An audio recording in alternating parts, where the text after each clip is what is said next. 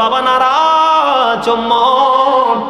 ও বিন আল্লাহর যুবকেরা শুনে রেখো, তোমার বাবা যদি তোমার উপর নারাজ হয়, আমার নবীজি বলেছে আমার আল্লাহ তোমার উপর নারাজ। তুমি দরখাস্ত দিতে পারবা, চিঠি লিখতে পারবা, জীবনের শুরু থেকে শেষ পর্যন্ত একটা চিঠির জবাবও আমার আল্লাহ দিবে না। আমার আল্লাহ তোমার চিঠির জবাব দিতে প্রস্তুত নয়। আল্লাহ কেন প্রস্তুত নয়?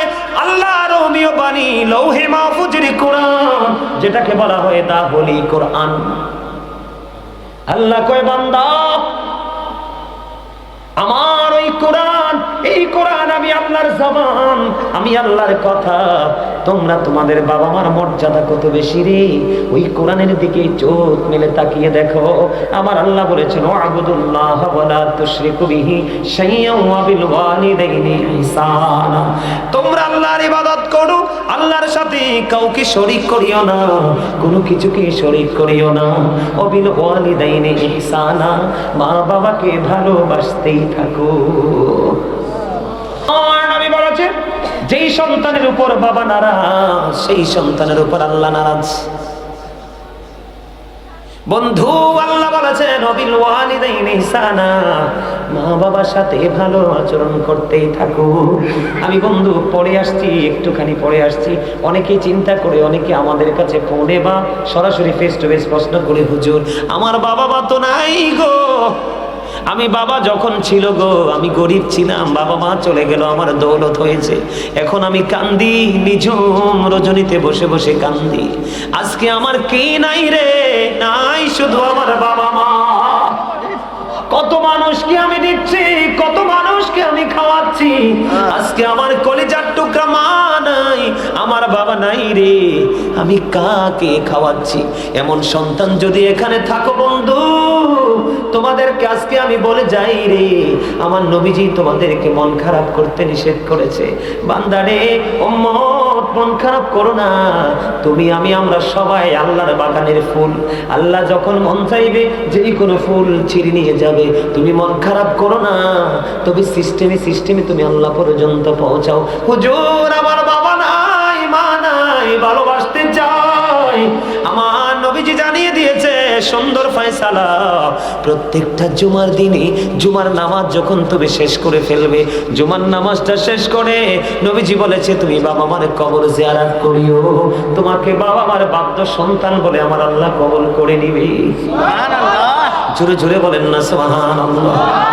বন্ধু শুধু তাই নয়, তুমি বাবাকে ভালোবাসতে চাও, মাকে ভালোবাসতে চাও, নবীজি বলেছে মা নাই টেনশন করো না, মা যেই তোমার খালা ফুফু চাচি দাদি যেই হোক, মা যার সাথে বেশি ভালোবাসার সম্পর্ক ছিল তুমি তাকে ভালোবাসিও। তুমি যদি তাকে ভালোবাসো তাহলে তোমার মাকে ভালোবাসা হয়ে যাবে। আমার নবী বলেছে রে বেরাল্লাহ যুবকেরা, আমার নবী বলেছে তোমার বাবা নাই, খারাপ লাগাটা স্বাভাবিক, কিন্তু চলে তো গেছে, আল্লাহ তো নিয়ে গেছে, তুমি কি করবা? বাবার যে বন্ধু পৃথিবীতে আছে, ওই বন্ধুর সাথে মধুর সম্পর্ক গড়ে তোলো। আমার নবীজি বলেছে এই মধুর সম্পর্ক যদি গড়ে তোলো তাহলে বাবার প্রতি ভালোবাসা হয়ে যাবে। বলে হুজুর আমি আরো কিছু করতে চাই, এমন একটা মাহফিল করে দিবেন, হাদিয়া বাবার কবরে চলে যাবে, নিয়ত রাখবেন আল্লাহ এটা বরাদ্দ আমার বাবার জন্য। একটা কোরআন খতম করে ফেলবেন, দান সদকা করে ফেলবেন, কোন এতিম অসহায়কে দান করে দিবেন। আল্লাহ এটার বিনিময়ে আমি চাই না আমার বাবা মা কবরে আছে, কেমন আছে জানি না, এই হাদিয়াটা তুমি ফটো করতে আমার বাবা মার জন্য পাঠিয়ে দাও। তার কারণ আমার নবী বলেছেন আটলান্টিক মহাসাগরে পড়ে একজন মানুষ যেমনি সাহায্যের জন্য কাতরায়, কবরবাসীও তেমনি কাতরায় রে, যখন তার পৃথিবীর আপন স্বজনেরা। আজকে আপনারা যারা মাহফিলে বসেছেন বন্ধু, একটা হাদিস শরীফ বলি, আপনাদের বসাটা আপনার কবরবাসীর জন্য কত বড় নেয়ামত। বিশেষ করে যারা আজকের আয়োজন করেছেন টাকা দিয়ে পয়সা দিয়ে, তাদের মর্যাদা কত, তাদের আপন স্বজন কবরে কত সুখে আছে। আপনাদেরকে আমি বারবার বলেছি, ও বন্ধু একটু হৃদয় খুলে শুনবেন, বিরক্ত হননি কোনো? আমার নবীজি বন্ধু হাঁটতেছেন সাহাবীদেরকে নিয়ে, হঠাৎ করে দেখতে পাইলেন নবীজি দাঁড়িয়ে গেলেন, খেজুরের ডাল ভেঙ্গে দুইটা কবরের উপর ভেঙ্গে গেড়ে দিলেন। ইয়া রাসূলুল্লাহ, ইয়া হাবিবাল্লাহ, নবী গো এই কবরের উপরে ডাল গেড়ে দেওয়ার মানে কি গো? আমার নবীজি বলতেছেন এই দুইটা কবরের মধ্যে আযাব চলতেছে। ইয়া রাসূলুল্লাহ, কেন কেন গো? আমার নবী বললেন একজনের দোষ ছিল, একজন মানুষের গোপন কথাও কি মেরে মেরে শুনতো, লোকালয়ে প্রকাশ করে গীবত করে ঝগড়া সৃষ্টি করত, এই কারণে তার কবরে আযাব চলতেছে। এই দ্বিতীয়টা হলো একজন ব্যক্তি প্রস্রাব করার পরে ভালো করে পবিত্র হতো না। জোরে জোরে কন্যা নাউজুবিল্লাহ। প্রস্রাব করার পরে ভালো করে পবিত্র হতো না। এই অপবিত্রতা এখনকার যুবকদের মধ্যে বেশি। কথা বলেন না কেন? এখনকার যুবকরা এমন অসভ্য প্যান্ট পরে যেটা কোরআন হাদিস সাপোর্ট করে না, দাঁড়িয়ে প্রস্রাব করে দেয়, রাস্তার পাড়ে দাঁড়িয়ে প্রস্রাব করে দেয়, পানির ওপর প্রস্রাব করে দেয়। ইদানিং আমি কয়েকটা ঘটনা রাতের অন্ধকারে রেখেছি, ওই দিন দেখছি দুইটা মনে হয় বন্ধু, আপনারা কেউ আদারওয়াইজ নেন না। আমি অবাক হয়ে গেলাম, মানুষ কেমন নোংরামে নিয়েও প্রতিযোগিতা করে। এক বন্ধু দাঁড়িয়ে দাঁড়িয়ে প্রস্রাব করে, আরেকটাও সঙ্গে সঙ্গে দাঁড়িয়ে পাশাপাশি দাঁড়িয়ে প্রস্রাব করতেছে। লজ্জা কোথায় গেল রে? লজ্জা তো থাকে দুই চোখের কোণে, যার লজ্জা নাই তার ঈমানও নাই।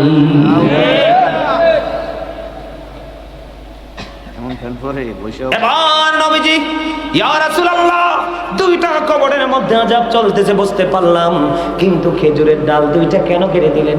নবীজি বললেন খেজুরের ডাল দুইটা যতক্ষণ পর্যন্ত ওই কবর দুইটার উপরে সবুজ থাকবে ততক্ষণ পর্যন্ত আমার আল্লাহর জিকির করবে, আর যতক্ষণ জিকির চলবে রে ততক্ষণ এই কবরবাসীর কবর আযাব আমার আল্লাহ বন্ধ করবে।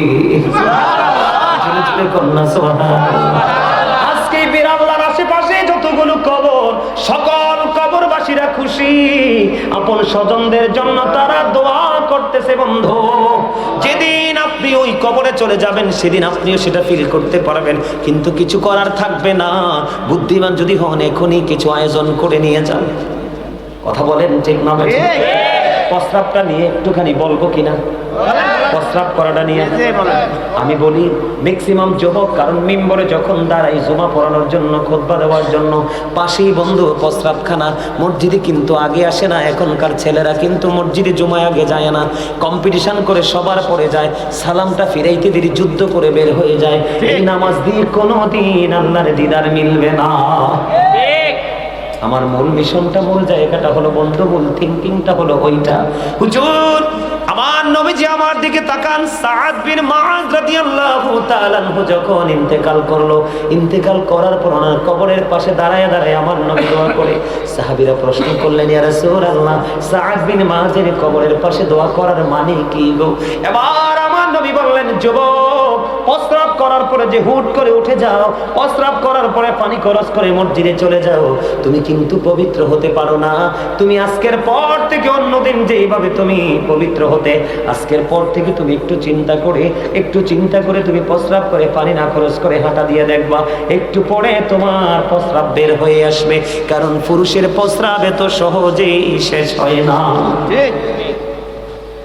যুবকদের উদ্দেশ্যে বলছি, যুবক তোমরা শোনো, সাদ বিন মুআয রাদিয়াল্লাহু তাআলা আনহুর ইন্তেকালের পরে নবীজি তার কবরের পাশে দাঁড়ায় দাঁড়ায় দোয়া করতেছেন। কেন গো নবী?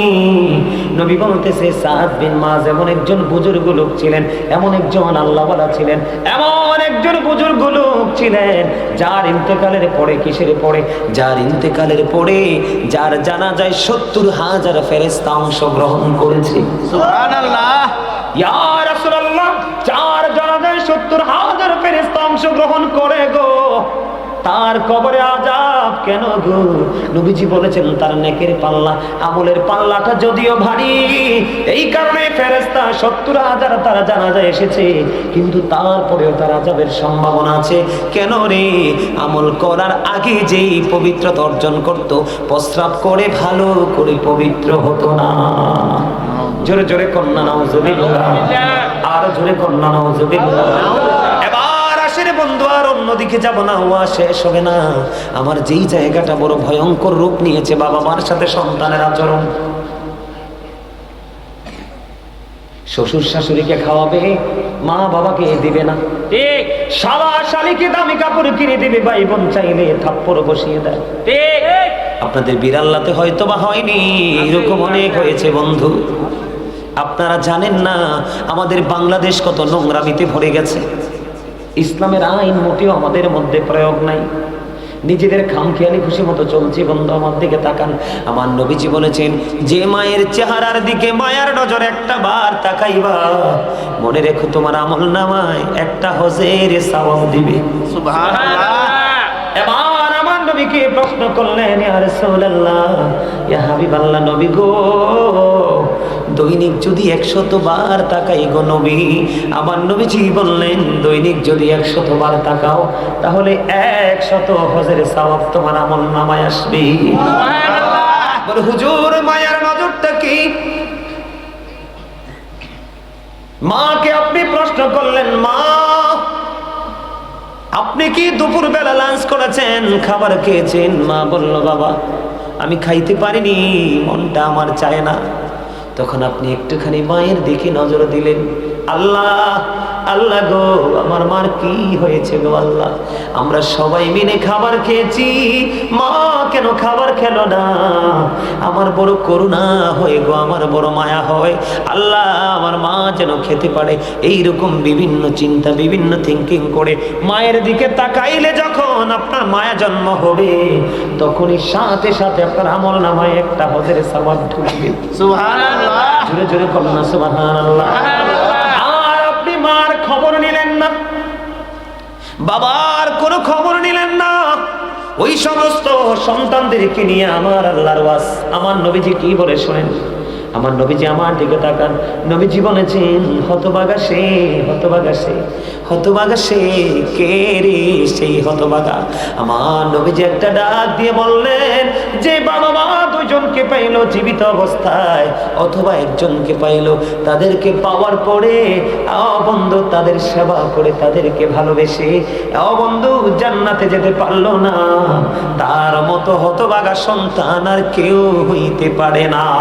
জোরে জোরে তাদেরকে বলি, মায়েরে পাগল যুবক ছেলে কত বছর করেছেন সেটাই মুহূর্তে আমার মনে পড়তেছে না।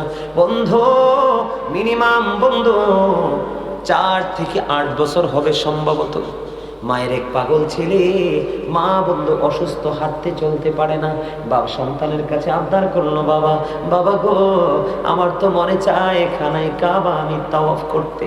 এবার কি করলেন? কিতাব প্রমাণ করেছে সন্তান ওই অসুস্থ মাকে কাঁধে নিলেন, কাঁধে নিয়ে বন্ধু বছরের পর বছর, বছরের পর বছর খানায় কাবা তাওয়াফ করলেন। খানায় কাবা যখন তাওয়াফ করলেন, করানোর পরে বন্ধু সাদিকুত তাইয়ার নামক এক আবেদকে প্রশ্ন করলেন, আপনি বলে দিন আমি বছরের পর বছর, বছরের পর বছর, কত বছর আমি আমার মাকে কাঁধে করিয়া খানায় কাবা আমি তাওয়াফ করিয়েছি, আপনি বলে দেন না আমি যে মায়ের স্তন চেপে ধরে দুধ পান করেছি, এই দুধের ঋণ শোধ হয়েছিনি। এবার ওই সাদিকুত তাইয়ার একটা ডাক দিয়ে বলে, বন্ধু তোমার হায়াত যদি 50,000 বছর যদি হয় রে, 50,000 বছর যদি মাকে কাঁধে করিয়া তুমি যদি ঘুরাও, তুমি একটা নিঝুম রাত্রিতে মা প্রস্রাবের মধ্যে পড়ে রইল, তোমার কষ্ট হবে বলে তোমার ঘুম ভাঙালো না। ও বন্ধু একটা রজনী মায়ের স্তনে চেপে ধরে যে দুধ পান করেছো, 50,000 বছর যদি মাকে কাঁধে করে চড়াওরে, একটা নিঝুম রাত্রিতে স্তন চেপে ধরে যে দুধ খেয়েছো, একটা রাতের দুধ পানির ঋণ তুমি শোধ করতে পারবা না। এমন করে কেমন করে কষ্ট দাও রে বন্ধু। আমি যদি আমার ব্যক্তিগত কথা যদি বলি রে, আমি কোনোদিন আমার মায়ের মলিন চেহারা দেখতে পারি না। যদি দেখি আমার বাবা মা, বিশেষ করে মা যদি দেখি চেহারা মলিন হয়ে গেছে রে, আমার কাছে মনে হয় আমার পৃথিবী বন্ধু ছোট হয়ে গেছে। মা হলো সুখ, মা না মা শব্দটা এমন একটা পৃথিবী, সেই পৃথিবী সন্তানের জন্য পুরো নিরাপদ। পৃথিবীর সব জায়গায় গেলে আপনার ভয় আছে রে, মায়ের আঁচল তোলে সন্তানের কোনো ভয় নাই। মায়ের প্রেমিক সন্তান যেটা মা হারাইছে সে বুঝে রে মায়ের বিরহ কত যন্ত্রণার। পৃথিবীতে কত নারীর চেহারা দেখে রে, মার চেহারা কোথাও দেখা যায় না। রাস্তায় গেলে কত বৃদ্ধ লোকের দেখা মিলে রে, বাবা কোথায় হারিয়ে গেল, বাবাকে খুঁজে পাওয়া যায় না। ও বীর আল্লাহর যুবকেরা, বাবার কলিজায় আগুন দিও না, মার কলিজায় আগুন দিও না। মনে রাখবা, পৃথিবীতে যদি সন্তানের সুখ, সন্তানের মন বোঝে রে, সেটা হলো বাবা মা। তোমার বউ কিন্তু তোমার মন বুঝবে না, শাশুড়ি তোমার মন বুঝবে না, শ্বশুর তোমার মন বুঝবে না। তোমার যদি না থাকে বাবা মা, তোমার কাছে চাইবেও না। মুসা নবীর জীবনী থেকে ছোট্ট একটা ঘটনা বলবো, শুনবেন? এই আলোচনাটা করে আমি শেষ করে দিব আলোচনা বন্ধু। মুসা কালিমুল্লাহর জীবন। মুসা কালিমুল্লাহ একদিন আল্লাহর কাছে প্রশ্ন করলেন, আল্লাহ, আমার সাথে আমার উম্মতের মধ্যে বন্ধু হয়ে কে গো জান্নাতে যাবে? এবার আমার আল্লাহ বললেন, মুসা চলে যাও ওই বলক শহরে। মুসা চলে গেলেন বলক শহরে, যাইয়া দেখলেন লোকটা বন্ধু এত বিশ্রী, যার নাম হলো আলী বিন মুআফিক। আলী বিন মুআফিক যাইয়া দেখলেন, মুসা আশ্চর্য হয়ে গেলেন। আলী বিন মুআফিকের চেহারা এত বিশ্রী, এত কুশ্রী। মুসা নবী চিন্তায় পড়ে গেল, কেমন করে তো বিশ্রী, এত কুশ্রী চেহারার মানুষটা। আমি মুসা নবী, আপনারা মুসা নবীর লকব জানেননি? 1,24,000 নবী রাসূলের মধ্যে মুসা, আল্লাহ রাব্বুল আলামিন 8 জন নবীকে স্বর্গ থেকে স্বর্গীয় উপাধি দিয়েছেন। একজন হলো মুসা কালিমুল্লাহ, মুসা স্পোক টু আল্লাহ, মুসা আল্লাহর সাথে কথা বলেছি। এমন মর্যাদা সম্পূর্ণ মুসা কালিমুল্লাহ।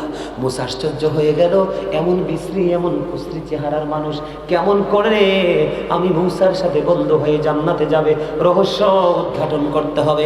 এবার মুসা নবী দাঁড়িয়ে দাঁড়িয়ে দেখলেন ওই কসাই গোস্ত বিক্রি করলো। করতে করতে করতে করতে বন্ধু সবচেয়ে সুন্দর যেই গোস্তের জায়গাটা প্যাকেট করে আলাদা করে রেখে দিল। মুসা কালিমুল্লাহ বন্ধু ওই আলী বিন মুআফিকের সঙ্গে সঙ্গে গোস্ত যখন বিক্রি হয়ে গেল, মুসা নবী তার সঙ্গে সঙ্গে বাড়ি গেল। যাওয়ার পরে যাইয়া দেখলেন এমন বৃদ্ধা মা, হাঁটতে পারে না, চলতে পারে না। ব্যবসার কাজের জন্য বের হতে হবে, কারণ মুমিনের ব্যবসাটাও ইবাদত। ঠিক ঠিক, মুমিন যে মূলা ক্ষেত করেছে এটাও ইবাদত। মুমিন খেজুর বাগান করেছে এটাও ইবাদত। মুমিন সিমের বাগান করেছে এটাও ইবাদত। মুমিনের সব কিছু বন্ধু আমল, মুমিনের সবগুলো ইবাদত, কোনো কিছু বিপন্ন হয় না। এবার মুসা নবী যাইয়া দেখলেন বৃদ্ধা মা হাঁটতে পারে না, চলতে পারে না। ওই বৃদ্ধা মাকে আলী বিন মুআফিক সকালবেলা সুন্দর করে খাওয়াইয়া দাওয়াইয়া একটা ঝুড়ির মধ্যে আরাম করে বসাইয়া রাইখে আসছে। মা তুমি থাকো, আমার জন্য দোয়া করো, আমি ব্যবসাটা শেষ করে আসছি। ছেলে ব্যবসা যদি করে পেটের জন্য, জীবন জীবিকার জন্য, কিন্তু কলিজাটা মার কাছে রাইখে আসছে। আবার মুসা নবী দেখলেন, যাইয়া দেখে মাকে খাঁচা থেকে বন্ধু নামাইলো। নামানোর পরে মাকে পরিষ্কার পরিচ্ছন্ন করলো। মুসা নবী দেখতেছে, ওই মুসা নবী দেখতেছে মায়ের পাগল ছেলে আলী বিন মুআফিক সারাদিন পরিশ্রম করেছে, ক্লান্ত। সে নিজের ক্লান্তি বুঝতে দেয় না, মার জন্য খাবার তৈরি করলেন, গোস্ত রান্না করলেন, মারে খাওয়াইলেন। খাওয়াইয়া টাওয়াইয়া বন্ধু এবার গেলেন আলী বিন মুআফিক একটু ফ্রেশ হতে হবে, হাত মুখ ধুতে হবে, ক্লান্তি দূর করতে হবে। খেয়াল করেন কেমন সন্তান। সব শেষ করে মুসা চাইয়া দেখলেন বুড়িমা হাত তুলে বসে আছে আল্লাহর দরবারে। বুড়িমা, মা গো, বলো না তুমি কি দোয়া করেছো? এবার বুড়িমা ডাক দিয়ে বললেন, তুমি কে রে? এবার মুসা ডাক দিয়ে বললেন, আমি এই জামানার নবী মুসা কালিমুল্লাহ। এবার মুসা নবী ডাক দিয়ে বললেন, বুড়িমা বলে দাও না তুমি কি দোয়া করেছো? এবার বুড়িমা ডাক দিয়ে বললেন, আপনি যদি নবী হন আমি আপনাকে বলে দেই গো, আমার এই সন্তানটা আমাকে এত বেশি আদর করে, এত ভালোবাসে রে, আমি সব সময় দোয়া করি আল্লাহর কাছে। আজকেও দোয়া করে দিলাম, আল্লাহ আল্লাহ গো, আমার নবী মুসা, আমার এই সন্তানটাকে তুমি মুসার বন্ধু বানাইয়া জান্নাতে দিও। আর মুসা ডাক দিয়ে বলল, বুড়ি মা, মা গো, আমি আমি আল্লাহর কাছে দরখাস্ত দিয়েছিলাম, আল্লাহ গো আমার সাথে কে গো জান্নাতে বন্ধু হয়ে যাবে। ওই বুড়িমা একটা ডাক দিয়া যখন বন্ধু বললেন আমার নবী মুসা কালিমুল্লাহ ডাক দিয়া কই, বুড়িমা আমি আল্লাহর কাছে জানতে চেয়েছি আমার সাথে কে যাবে জান্নাতে বন্ধু হয়ে, আমার আল্লাহ জানিয়ে দিয়েছে তোমার ছেলে। জোরে জোরে সুবহানাল্লাহ। এবার বন্ধু আমি একটু নেগেটিভ সাইডে যাব। বুখারী শরীফের মধ্যে এসেছে হাদিস খানা। বন্ধু তোমরা শোনো, মাকে বিন্দু পরিমাণ আঘাত করা যাবে না। কোনো কারণে মা যদি আঘাত পায় রে, তোমার সোনালী দিন অন্ধকারে কাচ্ছন্ন জগতের দিকে চলে যাবে। তোমরা বুখারী শরীফের হাদিস, যুবক তোমরা বিরক্ত হইও না, আমি ওয়াজটা শেষ করে দিচ্ছি, একটুখানি ধৈর্য ধরো তোমরা। আলী বিন মুআফিক এটা তো চলে গেল বন্ধু। বন্ধুরে আমার, হযরতে জুরিজ নামে একজন আল্লাহওয়ালা যুবক ছিলেন। হাদিস শরীফের মধ্যে এসেছে হযরতে জুরিজ, বুখারী শরীফের মধ্যে এসেছে মায়ের প্রেমিক। জুরিজ যেমন একটা আল্লাহওয়ালা ছিলেন, বুজুর্গ ছিলেন, মানুষের ভিড়ে তিনি আমল করতে পছন্দ করতেন না। তিনি নির্জনে বসে বসে একা একা আল্লাহর সাথে প্রেমের ডুরি লাগাইতে পছন্দ করতেন। খেয়াল করেন বন্ধু, লোকালয় থেকে অনেক দূরে চলে গেলেন জুরিজ, যেখানে একটা মাটি দিয়া হুজরা বানানো হলো, মাটি দিয়ে ঘর বানানো হলো। এই ঘরের মধ্যে জুরিজ বসে বসে বসে বসে আল্লাহর গোলামি করে। হঠাৎ করে একদিন জুরিজ নামাজরত অবস্থায়, যুবক হৃদয় খুলে শুনো, জুরিজ কিন্তু নামাজ পড়তেছে, গভীর খেয়াল, নামাজরত অবস্থায়। এবার ওই জুরিজের মা বাহির থেকে কে ডাকে, বাবা জুরিজ আমি মা এসেছি, তুমি তোমার সাথে দেখা করব। এবার জুরিজ তো নামাজরত অবস্থায়, জুরিজ আল্লাহকে বলতেছেন, আল্লাহ আমি তো নামাজের নিয়ত বেঁধে ফেললাম, আমি কি আমার মায়ের সাথে দেখা করব নাকি আমি নামাজটা চালিয়ে যাব? এবার বন্ধু তিনি পরে সিদ্ধান্ত করলেন, না না আমি নামাজটাই চালিয়ে যাই। তিনি নামাজ চালিয়ে গেলেন। নামাজ শেষ করে বাইরে এসে দেখে মা নাই, মা চলে গেছে। একদিন চলে গেল, দ্বিতীয় দিন আবার বন্ধু জুরিজ সেম টাইম নামাজরত অবস্থায়। দ্বিতীয় দিন আবার মা এসে হুজরার বাহির থেকে ডাকে, বাবা বাবা গো তুমি কোথায় গো, আমি মা ডাকছি। এবার বন্ধু জুরিজ যখন জুরিজ রে মা ডাকে, জুরিজ তো নামাজ পড়ে। আজকেও গতদিনের মতো ডেকে ডেকে বলছে, বোঝো যুবক বোঝো কি বলি। আজকেও বলতেছে, আল্লাহ গো নামাজ চালিয়ে যাব নাকি মায়ের সাথে দেখা করব। শেষ সিদ্ধান্ত নিলেন, নামাজ আমি শেষ করে ফেললাম। পরে বন্ধু নামাজ শেষ করে এসে দেখে আজকেও মা নাই, আজকেও চলে গেছে। 2 দিন চলে গেল, আবার তৃতীয় দিন আসলো। ঠিক তৃতীয় দিনে জুরিজ নামাজরত অবস্থায়, মা ডাকছে, জুরিজ কিন্তু মায়ের ডাকে সাড়া দেয় না।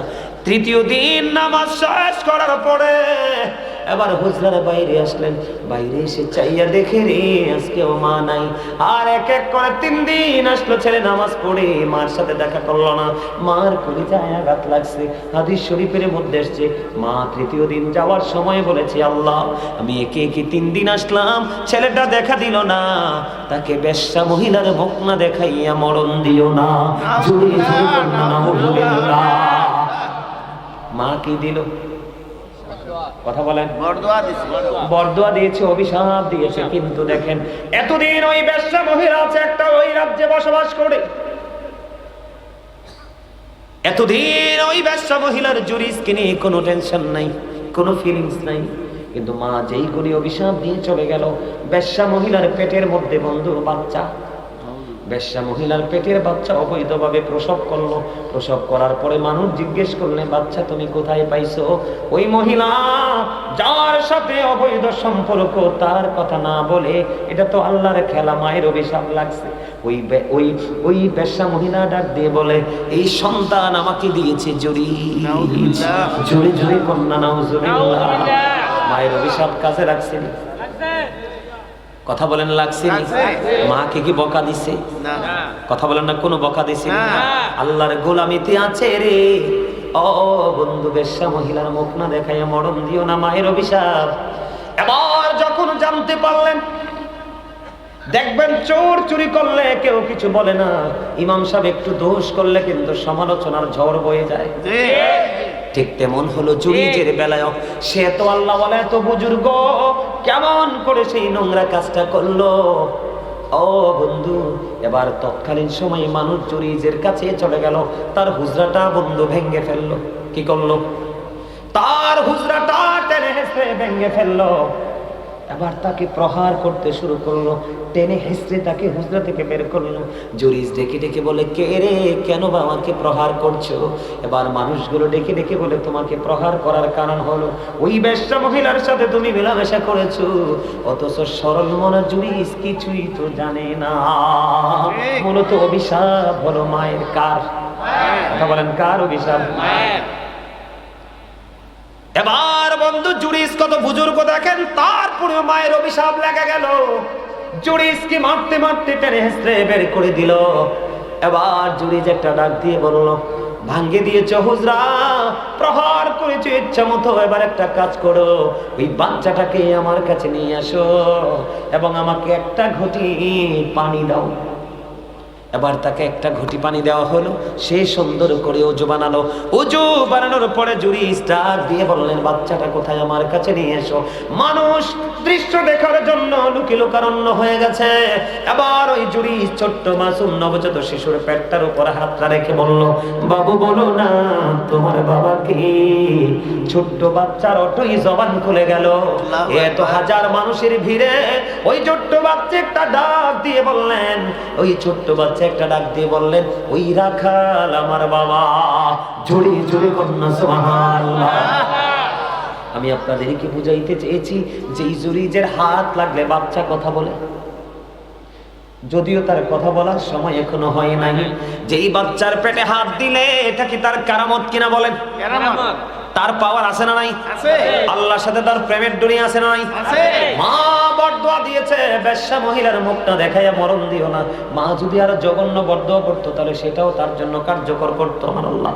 ঠিক কথা বলেন না কেন? বেশ্যা মহিলার মুখ লাগছে নি, কলঙ্ক লাগছে নি, যদিও তিনি তার কারামত প্রকাশ করেছেন। পরে হাদিস শরীফ এটা বলার কারণ হলো, যুবক, বিন্দু পরিমাণ কলিজায় মাকে ব্যথা দেওয়া যাবে না, বাবাকে ব্যথা দেওয়া যাবে না। তাদেরকে ব্যথা দিলে তোমার জীবন পুরো বিপন্ন হয়ে যাবে। বাবা মাকে কষ্ট দিবেন না, ব্যথা দিবেন, দিব না তো। সব শেষে আমি বলেছিলাম আপনাদেরকে একটা হাদিস বলে শেষ করে দিই। এটা শীতের দিন চলতেছে না? কথা বলেন, শীতের দিন চলতেছে না? মজার একটা হাদিস, হযরতে আবু যর রাদিয়াল্লাহু তাআলা আনহু থেকে হাদিস বর্ণিত। নবীজি শীতের দিনে বের হলেন, বের হয়ে দেখলেন গাছের পাতাগুলো বিরামহীন ভাবে ঝরছে। নবীজি গাছের ঢাল ধরলেন, ধরার পরে ডাক দিলেন, রে আবু যর। আবু যর উত্তর দিলেন, লাব্বাইকা ইয়া রাসূলুল্লাহ, আমি হাজির। এবার আমার নবী বললেন, ও বীর আল্লাহর যুবক, হৃদয় খুলে শোনো। আমার নবী বললেন, রে আবু যর, তুমি চাইয়া দেখো শীতের কারণে গাছের পাতাগুলো যেমনি বিরামহীন ভাবে ঝরে ঝরে পড়ে, ঠিক তেমনি ভাবে আল্লাহর বান্দাগুলো একাগ্র চিত্তে প্রেমে পড়ে যখন নামাজের মাধ্যমে আল্লাহর কুদরতি কদমে সেজদা দিবে, ঠিক তেমনি ভাবে তার সমস্ত জীবনের গুনাহগুলি ঝরে পড়ে যাবে। সুবহানাল্লাহ। আল্লাহ আমাদের সবাইকে 5 ওয়াক্ত নামাজ পড়ার তৌফিক দান করুন, হালাল পথে রোজগার করার তৌফিক দান করুন, সুদ থেকে, ঘুষ থেকে, গীবত থেকে, মিথ্যা থেকে আল্লাহ রাব্বুল আলামিন আমাদেরকে পরিপূর্ণভাবে বেঁচে থাকার তৌফিক দান করুন সকলকে। আমিন। সম্মানিত উপস্থিতি, আমার আলোচনায় কি কষ্ট পাইছেন আপনারা? কষ্ট পাইছেন? জি। আমি master 69 degree master English medium. আলহামদুলিল্লাহ। আলহামদুলিল্লাহ। আমার যে একটা ঘোষণা আছে। আচ্ছা, আমার উনি আমার আচ্ছা আচ্ছা আচ্ছা, ঘোষণা দিবেন তাহলে মোনাজাতের আগে দেন, সবচেয়ে সুন্দর। হ্যাঁ, না না, একটু মোনাজাতের আগে দিয়ে আমি সময় দেবো আপনাকে। হ্যাঁ হ্যাঁ, মোনাজাতের আগে সবচেয়ে বেটার। আমি আপনাকে দিব, আপনার তো কথা অবশ্যই বলতে হবে। আপনাদের মতো অনারেবল পার্সন গুলো আছেন বলেই কিন্তু আজকের ছেলেরা উৎসাহ পাচ্ছে, তাহলে তো পাইতো না। তো আমি দিব, আপনাকে দিব। এটা তো সিস্টেম প্রোগ্রামের, যিনি সভাপতি সমাপনী বক্তব্য দিতে হয়। আমি আপনাদেরকে কিন্তু কাউকে মেইন করে কথাগুলো বলিনি, বাস্তবতাটা তুলে ধরেছি। আমার নবী কিন্তু বাস্তবতাকে তুলে ধরার কথা বলেছেন এবং নবীও বাস্তবতাকে কি করেছেন, প্রাধান্য দিয়েছেন। যেমন আমি যদি আপনাকে একটা এক্সাম্পল দিই বাস্তবতা নিয়ে, এদিকে তাকান। নবীজির কাছে একদিন এক ইহুদি আসলেন দিন সম্পর্কে জানার জন্য। খেয়াল করেন বাস্তবতাকে আমরা কিভাবে মূল্যায়ন করব। নবীজির কাছে যখন একজন ইহুদি আসলো, কিসের জন্য? দিনের সম্পর্কে শিক্ষা নেওয়ার জন্য। কিন্তু তিনি যখন নবীজির মজলিসে বসলো তখন তিনি ওটটাকে ছেড়ে বসেছে। কি করে বসেছে? ওটটাকে ছেড়ে বসেছে। মরুচারীদের জন্য কিন্তু ওট ছিল একটা ইম্পর্টেন্ট একটা সম্পদ। এদিক তাকান। তো নবীজি দেখলেন, নবীজি যখন কথা বলতেছে তখন ওই ইহুদি একবার আমার নবীজির দিকে তাকায়, আরেকবার তার ছাড়া ওটটার দিকে তাকায়। একবার নবীজির দিকে তাকায়, একবার ছাড়া ওটটার দিকে তাকায়। তখন নবীজি খেয়াল করেছেন তার বাস্তবতাকে মূল্যায়ন করতে হবে, কারণ তার আমার কথার চাইতে বাস্তব কথা হলো তার সম্পদের প্রতি কি টান বেশি। তো এই ক্ষেত্রে নবীজি বলেছেন তুমি তোমার ওটটাকে বেঁধে আসো। আল্লাহু আকবার বলেন না? কি করে আসো? তুমি তোমার ওটটাকে বেঁধে আসো। নবীজি বুঝিয়ে দিয়েছেন তুমি দিন সম্পর্কে ইনস্ট্রাকশন নিবে, ঠিক আছে, কিন্তু বাস্তব কথা হলো তোমার সম্পদকেও রক্ষা। তোমার কাঁধে যে শয়তান বসছে এটা আমি বুঝতে পারছি, আমি কিন্তু তারাবো শয়তান জালিবে তানবো একটু পরে। আমি তোমাদের উস্তাদ, আমি তোমাদের টিচার। তোমরা যারা আমার ডাইনে বামা আছো, আমার বাবার বয়সী, চাচার বয়সী, দাদার বয়সী, সব আমার ছাত্র আজকের জন্য। ওমা ঠিক বলতে পারেন না? আর এমনি আমাদের মতো উস্তাদ যদি জীবনে কয়েকটা বাচ্চা নিতে পারেন, দুনিয়ায় ভয় নাই, আখেরাতে তো ভয় নাই। কারণ আল্লাহ যত ওয়াজ করছে আলেমদেরকে নিয়ে। কারে নিয়ে? আল্লাহ একবার কয় হক্কানি আলেমরা, সব আলেম না কিন্তু। আল্লাহ কিন্তু কিছু কিছু আলেম দিয়ে জাহান্নাম উদ্বোধন করব, কিছু কিছু আলেম দিয়ে জাহান্নাম উদ্বোধন করব। আমার নবীজি বলে গেছে, হাদিস শরীফের মধ্যে আসছে, কিয়ামতের পূর্বক্ষণে পৃথিবীতে সবচেয়ে নিকৃষ্ট মানুষ হবে আলেমরা। বুঝলেন? খেয়াল করেন। আরে আওয়াজ তুলে বলেন না নাউজুবিল্লাহ। কিয়ামতের আগে কিছু কিছু আলেম কিয়ামতের আলামত হয়ে দাঁড়াবে, বলেছে কে? রাসূল বলেছে। কেন জানেন? তাদের মধ্যে সঠিক শিক্ষা, সঠিক ইলম, সঠিক পড়াশোনা থাকবে না। দাড়ি, টুপি, পাগড়ি, জুব্বায় ভরপুর থাকবে। তারা মানুষকে ভুলভাল ফতোয়া দিয়ে পথভ্রষ্ট করে দিবে। এই আলেমগুলো কি সমাজের জন্য বোঝা কিনা? বুঝে নিতে হইব। আল্লাহ একবার কয় আলেমরা হচ্ছে নবী রাসূলদের কি ওয়ারিস। আল্লাহ আরেকবার কয় পৃথিবীতে যত মানুষ আছে এর মধ্যে সত্যিকারের ভয় যদি আল্লাহকে কেউ করে তাহলে আলেমরা। ইন্নামা ইয়াখশাল্লাহা মিন ইবাদিহিল উলামা। জোরে জোরে করুন না সুবহানাল্লাহ। আরে জোরে সুবহানাল্লাহ। আপনি বাঁচতে পারবেন নি? না। হ্যাঁ, আল্লাহকে ধরবে কো শক্ত পাবে, হিসাব নিবে চুকিয়ে চুকিয়ে। এখন তুমি যদি কারো উপরে দোষ দাও, এই জন্য আল্লাহ কোরআন শরীফের 30 পারা সূরা ইনফিতরের মধ্যে বলতেছে, কবরটা যখন ওপেন হবে তুমি জীবনে যা করেছো আর করনি সব তুমি দেখতে পাবে। তোমার অন্তরে কি ছিল সেগুলো সেদিন প্রকাশ হবে। যাবেনটা কই? দুনিয়াতে সিসি ক্যামেরা দেখলে কত ভয় পান, কিন্তু পৃথিবীতে আপনার সঙ্গে অল টাইম দুইটা সিসিটিভি আছে, একটা নেগেটিভ একটা পজিটিভ। ঠিক কথা কন না কেন জানেন না? কিরামান কাতিবিন কাঁদে বসিয়া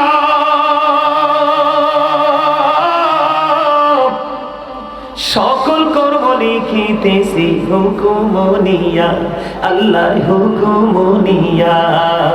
40 কদম হাঁটিয়া আসবে রে সজন, মুনকারে নাকির হাজির হইবে রে তখন।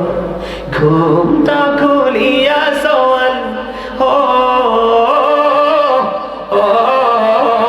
মুসলিম ভাই, ঘুমটা খুলিয়া সওয়াল করিবেন তখন। 40 কদম হাঁটিয়া আসবি রে সজন, কি সওয়ালের কি জবাব হইতে যে পারে। সময় থাকিতে ও জানিও তারে, ও মন জানিও তারে।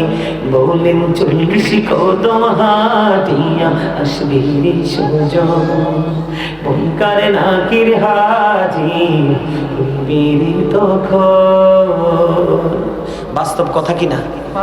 ওই দেখেন আমি গজল টান দিছি, ওই একটা দেখেন কান্দে, এই যে দেখেন চোখের পানি বেরিয়ে গেছে। এটাই হলো নিয়ামত।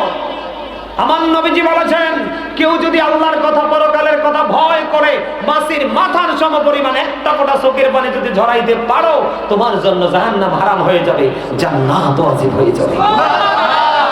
ওই যে আমার এই ভাই নাম কি জানি না, কয়েক ফোঁটা পরে বলে, কয়েকটা ফোঁটা পড়ছে। তাকওয়া, তাকওয়া কি? আপনার সারা জীবন পাপ করবেন, একটা সময় আপনার কলিজার মধ্যে ভয় ঢুকবে, এই ভয় আপনার জীবনকে দামি করে দিবে।